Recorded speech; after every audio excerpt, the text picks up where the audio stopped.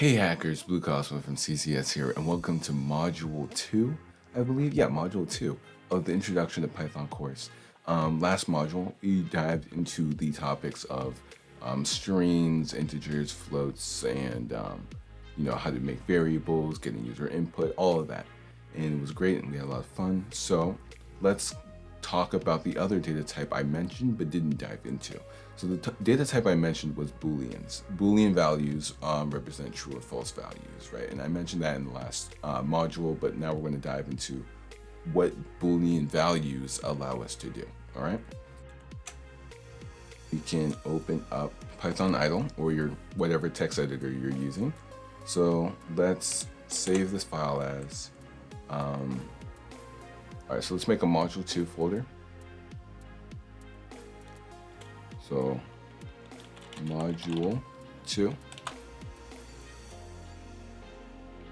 right, and then in this module 2 folder, we'll just call this boolean.py because I don't know, just boolean.py. All right. We talked about Boolean values before, and Boolean values are just true or false values. So there's three main Boolean values we're going to talk about. So I'm just making a doc string so I can write them out here. So we talked about true, which basically means the value exists. Value exists and is correct. That's what the true value is, right? False is value doesn't exist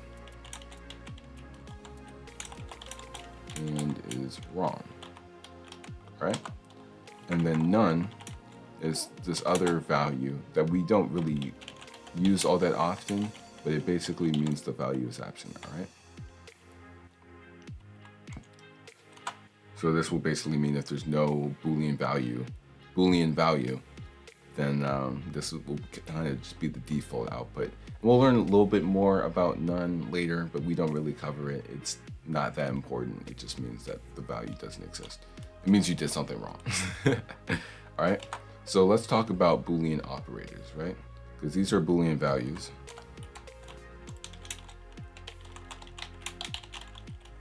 All right. So let's talk about, Boolean operators. There are 6 Boolean operators we really cover in this course, all right? So we have the double equal sign, all right? And this means equal to. It basically checks if a value is equal to something, all right? Like remember the other operators we talk about, the assignment operator, the addition operator, the subtraction operator, division operator. These operators work the same way, okay? Except they return Boolean values instead of an integer value or a float value or a string value. This exclamation point equal sign means not equal to. All right. This, the less than sign means less than. It's pretty simple. And the greater than sign means greater than. All right. And less than and equal to is basically saying that something is less than or equal to. And this right here is greater than or equal to. Cool. So now let's open a module. With Boolean values, we can see if something is true or false, right? So true, it's true. False, it's false. None, nothing happens because there's no value right there, right? So is true equal to true? That is true. These are the same values, all right? Is true equal to false? No, these are two different values, right? True is correct, false is wrong. These are not the same thing. So Python's like, no, that's not the same thing. All right, so is true not the same as, not the same as false. Yes, they are different things, right? And you can kind of see like those Boolean operators being in place there. So we can also do things like 1 is 1 equal to 1. Yeah, 1 is equal to 1. Is 2 equal to 1 plus 1? Yeah, that's true. Is 5 equal to 6? No. But is 5 less than 6? Or is 5 less than 8? Yeah, that's true. So you can kind of see how this works, right? It's pretty much just common sense. Like, it's basically asking the question, is this operator going to evaluate as true? And if it is, then it will return the value of true. And if it isn't, it will return the value of false. So you're like, okay, this is cool, but how applicable is this, right? Well, if we have a variable called password, and that password will equal, I don't know, secure password, right? So is our password, all right, and then we'll say user input, which say user pwd equals input, and we'll say enter password, right? Then the user will be prompted to enter a password. So if we say our password is secure password, but the password is lowercase, then if we try to compare the system password to the password that the user inputted, they're not the same thing, right? My password has a lowercase p. The user system has a capital P. So it's like, okay, these are the same thing, so we're not going to let you get access into this, right? So this is where Boolean values come into real world, problems or situations or things like that. How can we compare this, right? Let's say if we need to perform an operation if this is false, how do we do that? Or how do we perform an operation if this is true? So we can save this, Control-Shift-S, to open this saving menu, and we'll do if statement .py. All right. Now in this if statement.py file, we can actually cover the if statement, right? So the if statement will run an expression if a condition is true. It's very simple. The if statement is if, and then we give it a Boolean condition, right? So this, remember what I said? It will run an expression if a condition is true. So if this condition is true, it will run some sort of expression, all right? This is basically the setup. So if condition, it will run this expression, all right? So let's give it a condition. So if 1 is the same thing as 1, then we can print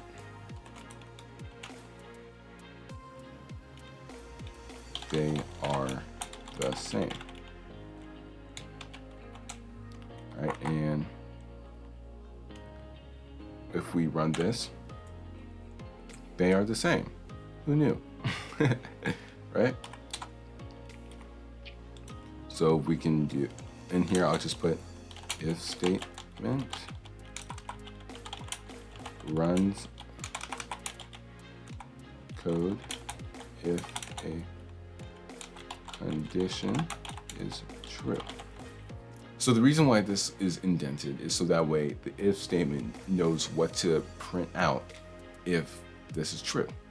Because if it was just laying here, then this would just print. You know what I mean? There's nothing, there's no it doesn't know what to output. Because if we wanted to just print something after we do the if statement, then it won't know what the expression is, right? So I'm gonna actually put the expression. So the expression is put indented after the if statement, just to show where it is. And then this colon is just to notify that we're going to put the expression afterwards, right? All indented code from here on is going to be part of this if statement. Now we can print, I don't know, code finished. Actually, so this is not part of the if statement, right? So this is not part of the if statement. This is part of the statement because it's indented under, and it's part of the if statement scope. And the scope is basically just the indented, it's just all the expressions, right? It's the indented area of this if statement. So if we can print, they still, I'm gonna just print hi or something on, because we just need to get the concept across. So if we run this, they are the same hi. This is not for this statement. Now if we do 1 equals 2, because it's false, it's just going to print out not part of the if statement, because the if statement only runs if a condition is true. If the condition is false, it's not going to run. So let's say, we have a number, right? And our number is equal to 25. All right. If our number is less than, 50, then we can print number is less than 50.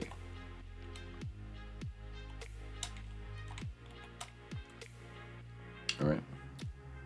Now, we can also nest if statements. Now, if the number is greater than, let's say, 10, then we can print the number is bigger than 10.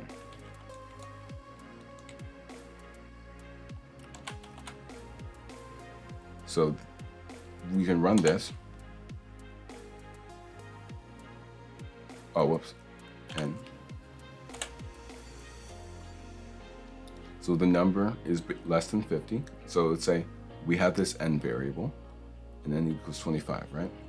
So it says if n is less than 50, so if 25 is less than 50, then it will print this out. And if 25 is greater than 10, then it will print this out. Otherwise, it won't print out. And then this is not part of the if statement. So you can see that all of this right here is part of this if statement scope. This is part of this if statement scope, but this is still part of this greater if statement scope. So this will not run unless if this is true, because all these expressions won't run unless if this condition right here is true, and then this won't run unless this is true. Let's say if we want something to happen and have it not be nested, right? If we just want it to run after, you can still do that too, right? So it will say if the number is greater than 50, then we can do print number is bigger than 50. When we run this, there you go. Sorry, I was just lagging or something. It printed this. So let's change the number, right? If we make the number 8, and this is, I forgot to mention, this is called a nested if statement,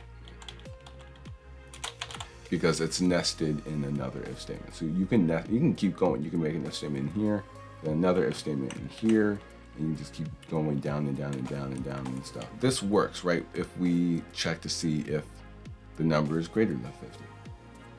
But there comes to a point where, first of all, programmers are lazy. No one wants to have to specify a condition. So let's save this, and we'll make a new one. We'll call this, by the way, I'm hitting Control-Shift saved, and then just renaming the file. So we'll make one called else. statement.py. So the else statement runs if the if statement is false. So the else statement will run if the if statement is false. The else statement is attached to the if statement, so it will run in coherence basically, right?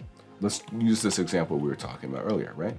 So password is equal to 1, 2, 3, 4, 5, all right?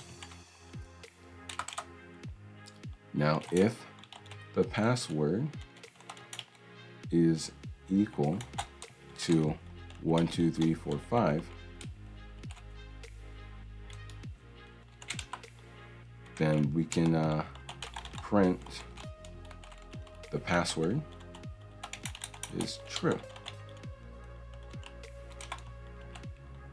right? Otherwise, or else, print password. We can say wrong password. In fact, we can actually use user input that we were taught earlier. So password equals input. Enter the password. And there you go. You just made your own password validator in this short, segment of code. So if we run this, let's say enter the password. So if we put, I don't know, hello, wrong password, right? And we can run this again. Enter the password, but we know the password is 1, 2, 3, 4, 5. Then I'll say the password is true, or make a new file, and we'll call this else if statement.py.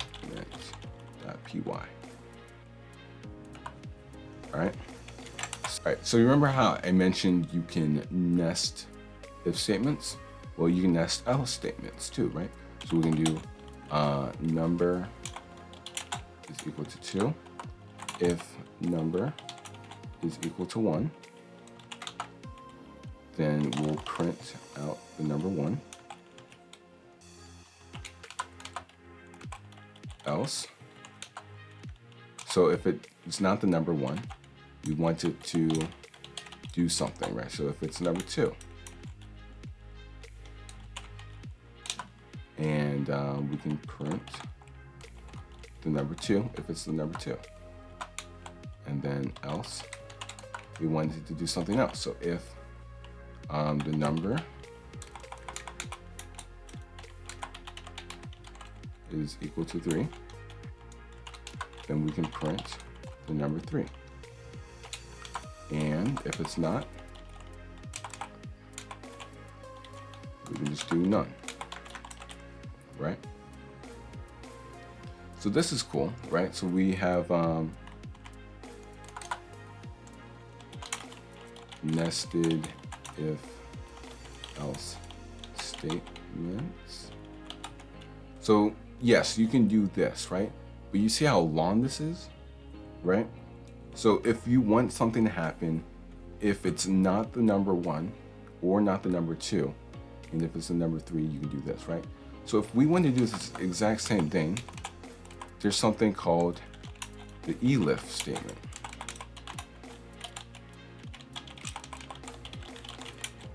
And it stands for else if statement. So this allows you to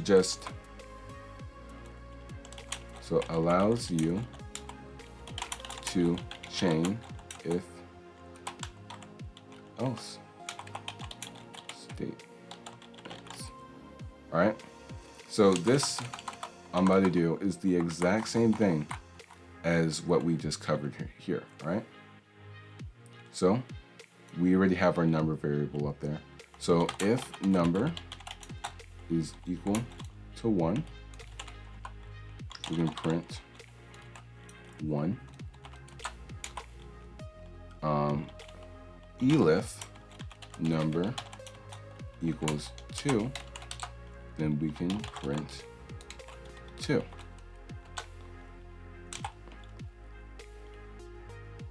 And then elif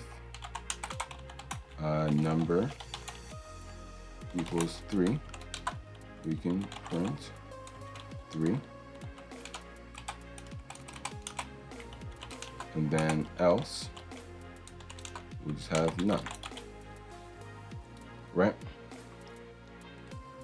Or actually, you know what? We can just do, we'll print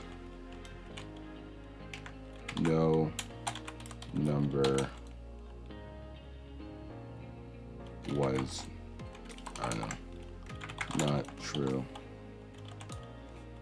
Just print that, all right? And in fact, I'll copy this and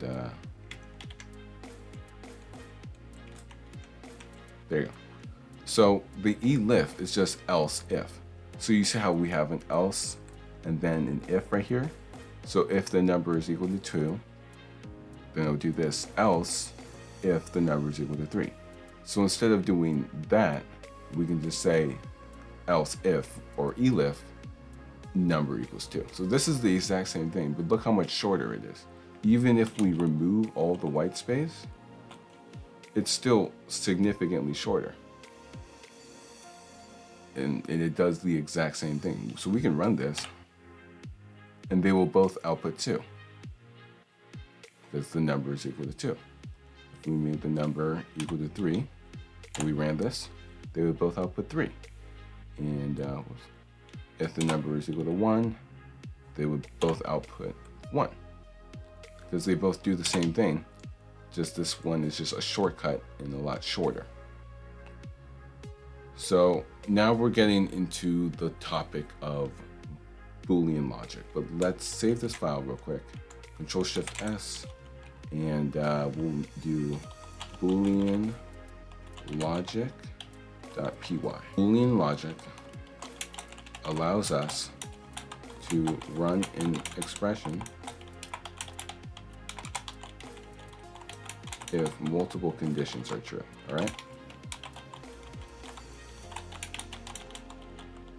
So there are a few operators that we can use in Boolean logic, all right? Operators. So the first one we're going to cover is AND.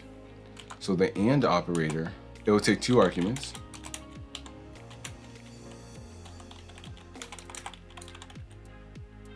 And if both are true, it will return as true. All right. So and it takes 2 arguments. If both are true, it will return as true. So we can print true and true. We can print true and false. And we'll print false and true. All right, so when we run this,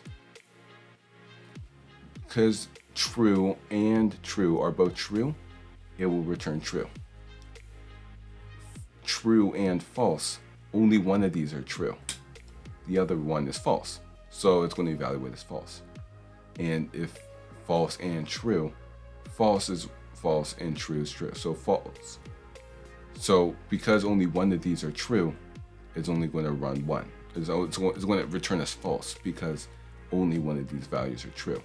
Both values need to be true in order for it to return as true. If both are true, it will return as true. So we can open this module and we can kind of explore this a little bit, right? So if 1 is equal to 1 and 2 is equal to 2, then we'll say it's true, all right? You know, if 1 is less than 5 and 3 is greater than 10, it's false because 3 is not greater than 10. The 1 is less than 5. So this will lead us to our next operator, the OR operator. So this takes 2 arguments. If 1 or both are true, it will return as true. All right, so we can print true or true. We can print true or false, and we can print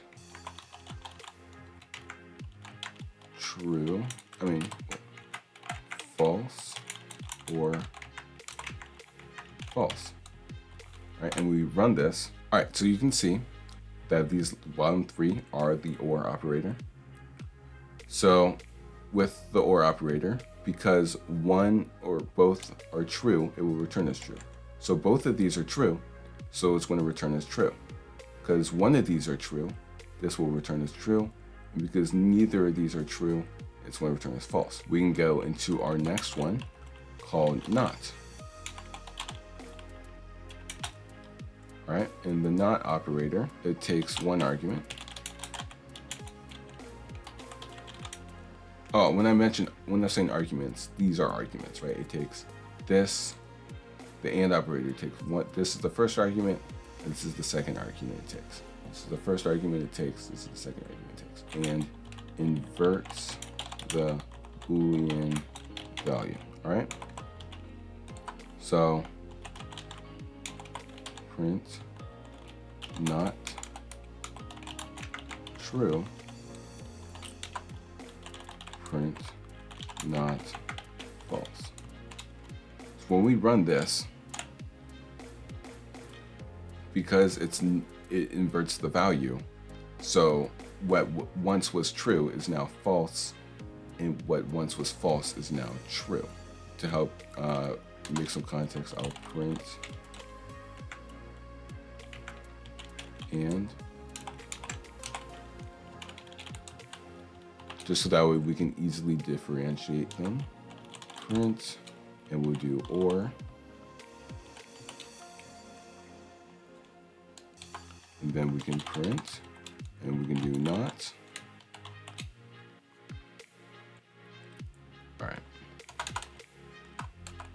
All right, now we can go up here, and the last Boolean value we will cover in this area is in. So the in operator, it will take takes two arguments.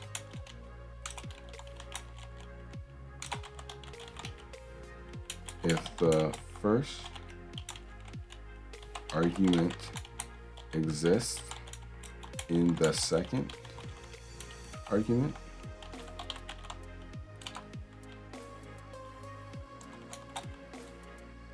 it will return as true.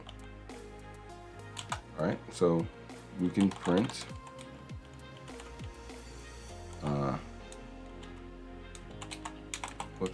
we can print in, and basically we'll print so if, let's say, the letter A is in apple, and we'll do print letter A in dog. So it's asking, does the letter A or the string data value of A exist in this apple? Yes, it's right here. And does the string, like, does the data A exist in the word dog? No, it doesn't. There's no letter A in here, right? So when we run this is true because the letter A exists in here, but this is false because the letter A doesn't exist in the word dog. So you can save this and then Control-Shift-S, and then we can make a new folder called Ternary operator. It's hard to spell.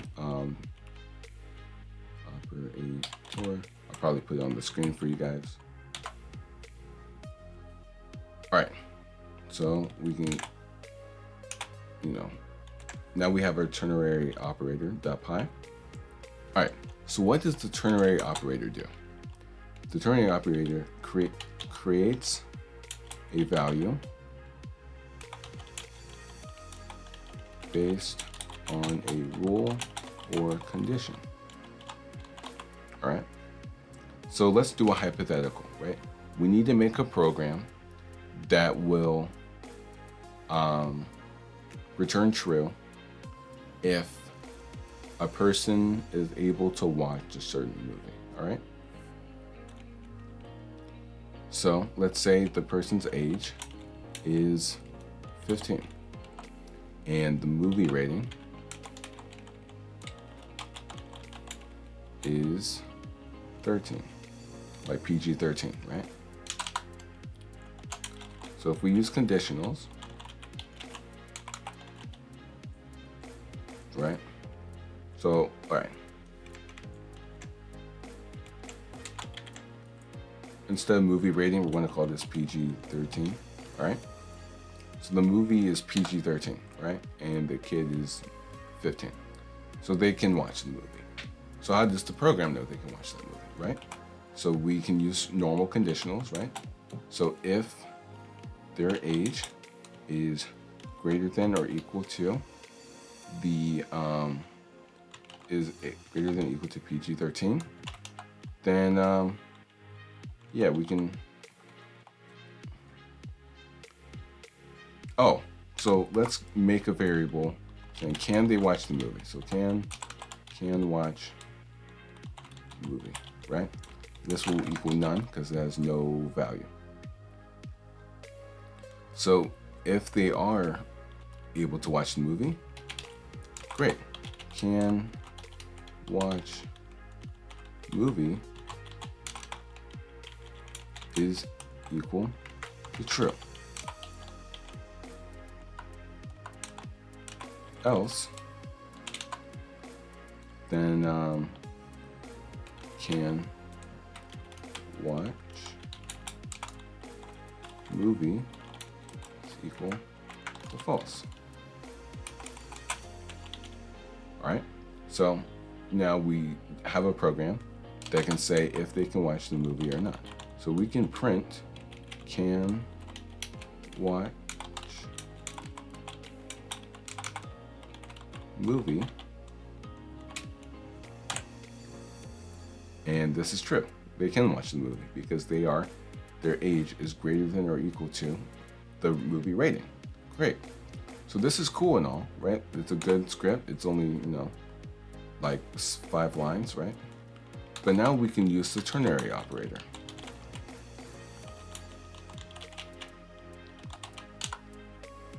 And do this exact same thing, right? So we can say the can watch movie is equal to true if their age is less than or equal to, is greater than or equal to the PG-13 movie rating. Else, it's false.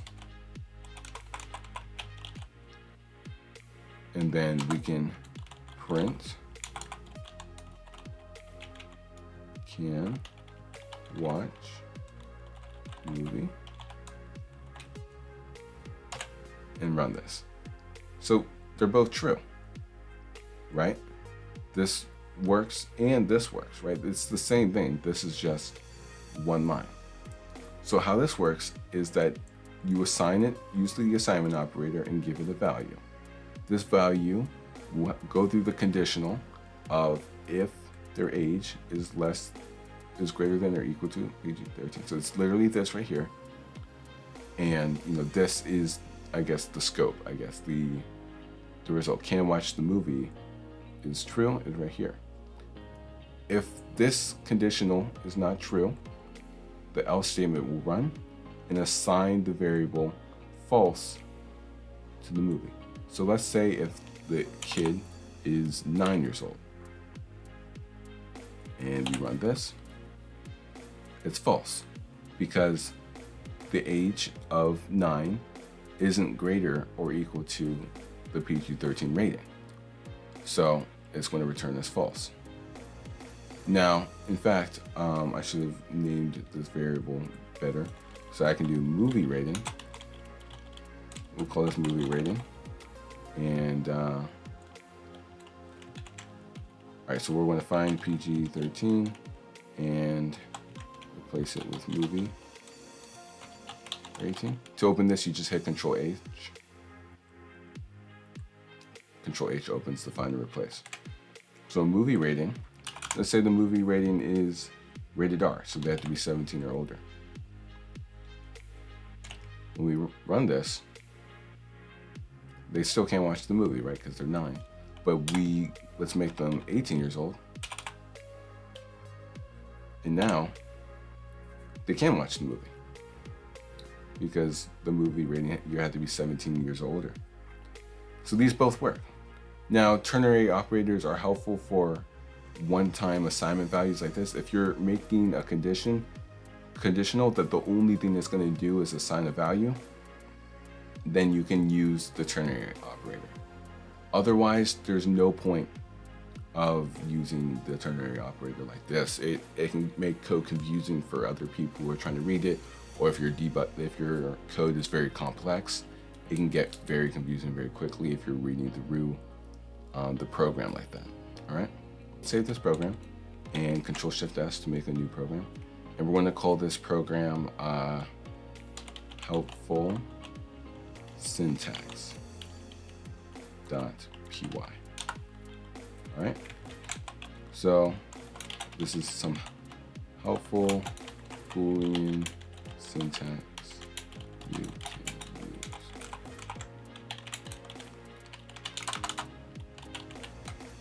So let's say that. Test if a number is positive. So if you need to see if a number is positive, you can just say number is greater than 0, right? If you want to test if a number is negative, then you can just do the number is less than 0. If you need to test if a number is even, then you can do number modulus 2. So if you divide a number by 2 and its remainder is 0, because that's what modulus does, it gets the remainder. So if the remainder of a number divided by 2 is 0, then it's even, because that's how even numbers work. If you want to test if a number is odd,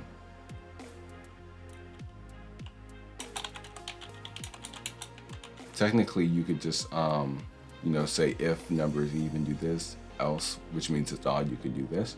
But if you need to search specifically for odd numbers, you can do number modulus 2 is greater than 0, right? So if you divide a number by 2 and it's a number bigger than 0, then the number is odd. Now, if you need to test if a number is a multiple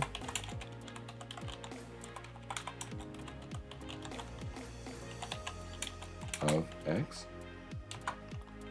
then you can do number modulus x equals 0. There you go. So this is just some helpful syntax. Of course, number would be a variable. So number is a variable and it's undefined. Right. So if you need, for whatever reason, when you're making a program to search for these types of things, there's some helpful syntax that might be able to help you out. Now, it is time for today's practice. Today we're going to be making an animal quiz, right? Sort of animal trivia.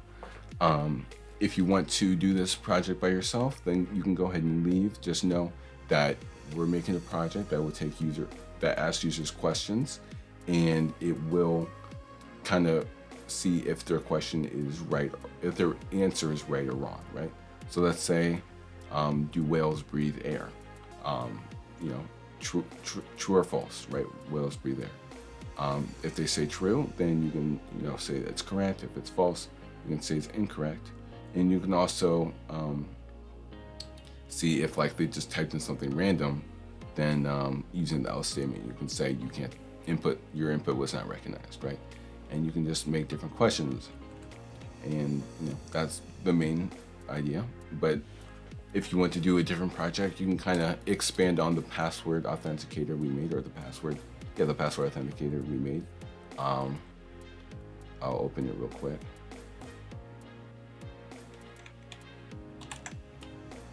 So in the else statement, we made this password authenticator, and you can expand on this if you want.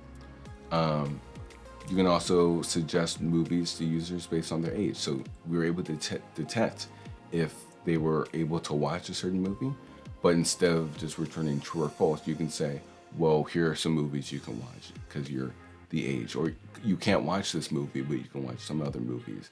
So you can make some program like that. But we're going to make an animal trivia, so you can stay if you want and follow along, or you can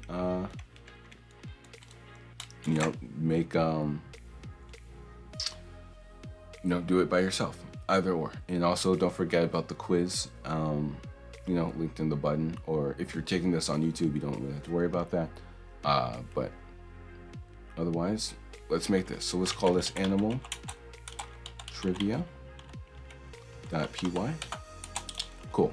So let's do the standard animal trivia program, and it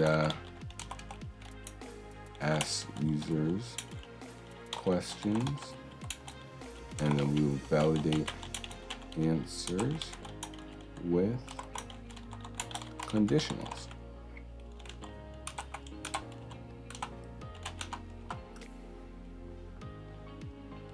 So we'll make our banner, and this will just say, we'll print animal quiz.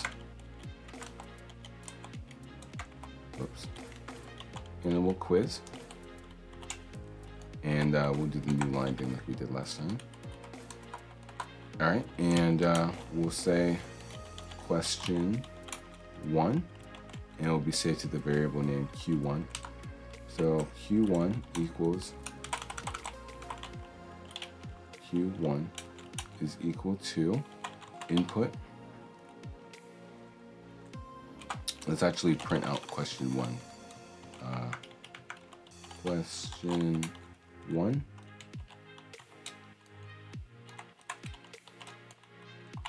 So we'll get some input from the user, and we'll say whales breathe air. And then on a new line, we'll and then we'll tab, and then we'll say 1. Okay, you know what? This is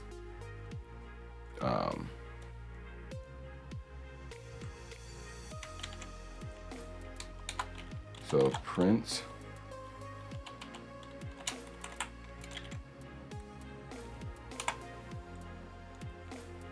cool. So we'll make a print statement called whales breathe air, and on the new line it will say 1 is true, and then on the new line, and we'll tab, we'll say 2 false. And then for the input, we'll say answer :space, and there you go. So we get their input, right? We'll say user input Q1. There you go. So now we ask them for whatever answer they choose. So we'll checks if answer is correct, and we'll say if Q1 is equal to 1,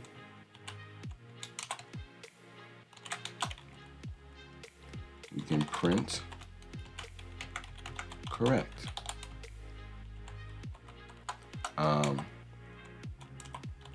Then we'll say checks if answer is wrong.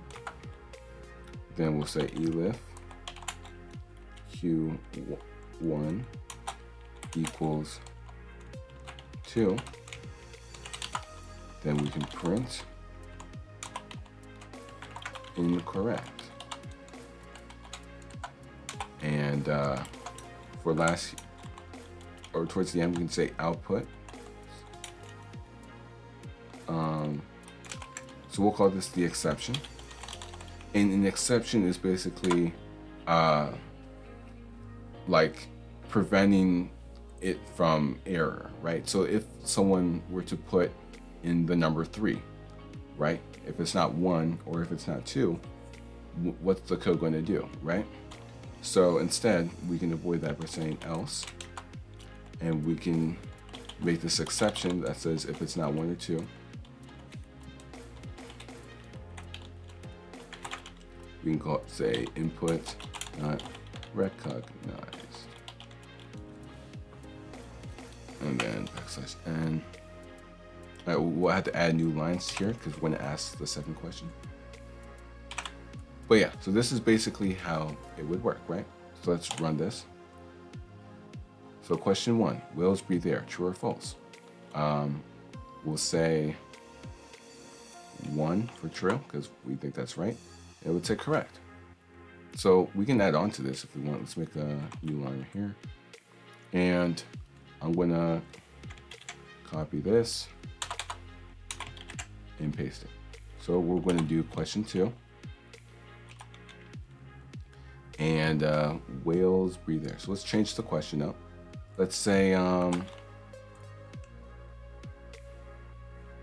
say, which of the following are land animals?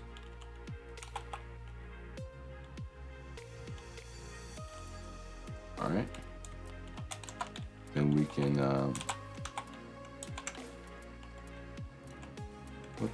land animals, when print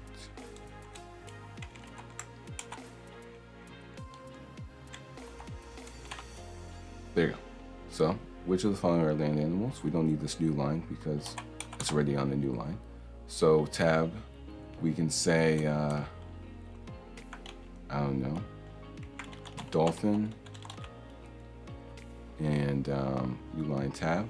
So instead of false, we can say fish. And for a third option, we can say tiger. And then \n. Cool. And then this will be Q2. Right? So we can change this. We can change this. We can change this. So if the answer is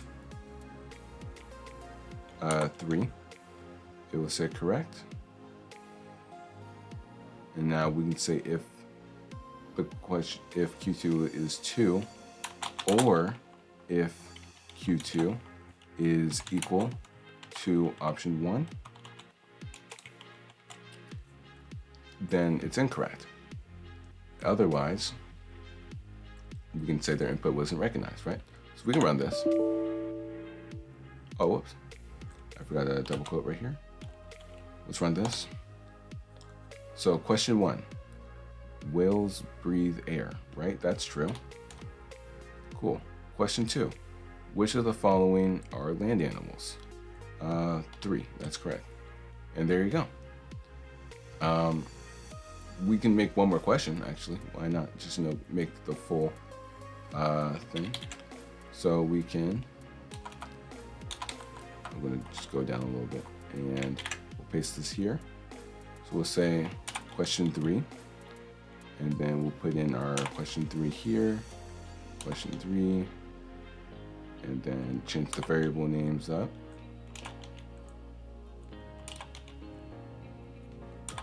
All right. So question 3, we'll say,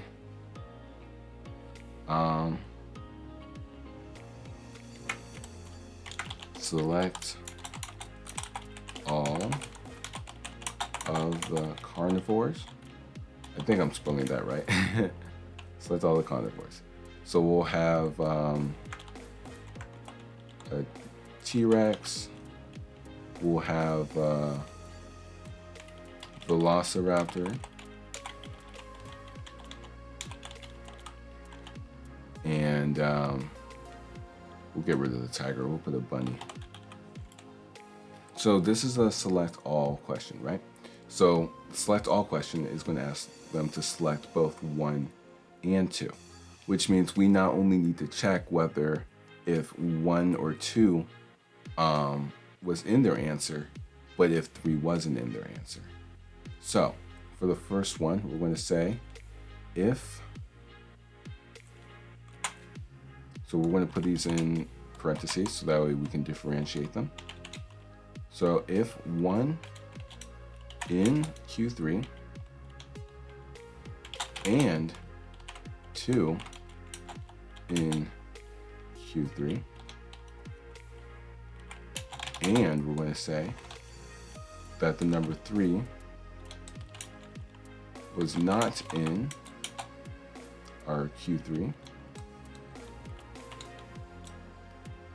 then it will print correct. Now we need to see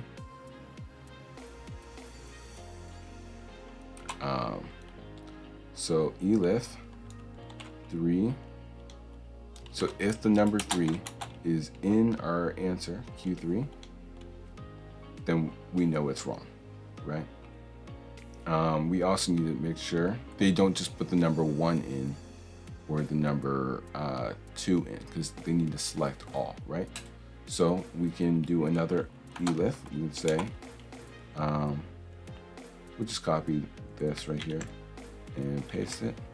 And we'll say if we'll say if the number 2 in Q3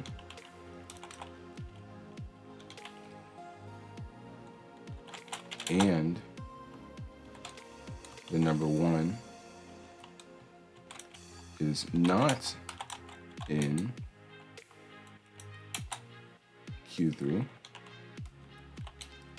then we know it's wrong.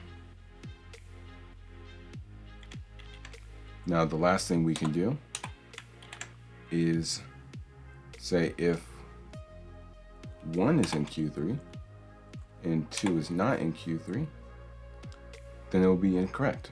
And that's it. So that's your quiz done. So we can run it. We'll make this full screen. So do whales breathe air? So if we type in a bunch of random stuff, it's going to say input not recognized. I put inut input. Input and input. There you go. So we can run this again. So whales breathe air. This is true. Question 2, which of the following are land animals? Dolphins, fish, or tigers? I'm pretty sure fish are land animals. And it's going to say incorrect. So we can say select all the carnivores. 1, 2. That's correct. So there you go. You can, quiz your friends or test your friends or family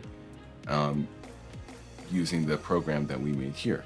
I know it looks very messy, but that's why you would, use your enter key and try to make it look cleaner. But this kind of helps you understand the basic concept of conditionals and why Boolean values are so important, because it allows us to,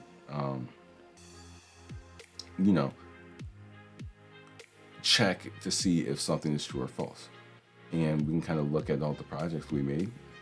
Look at that. You made all these different projects just from this course, right? And now you can keep making them. So make sure again to try out the quiz after you practice for a little bit, try to retain this information, and then I will see you guys in the next module, which is loops and iteration.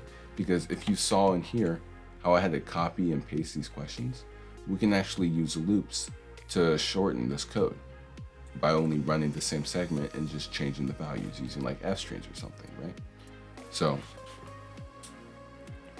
I actually suggest after this module, you come back to this project and you use loops to make it better. But regardless, I will see you guys in the next module. So make sure to like, subscribe. If you're watching this on YouTube, if you're on the course, I will see you on the next module. And yeah, see you there. So stay happy, stay positive, and as always, happy hacking.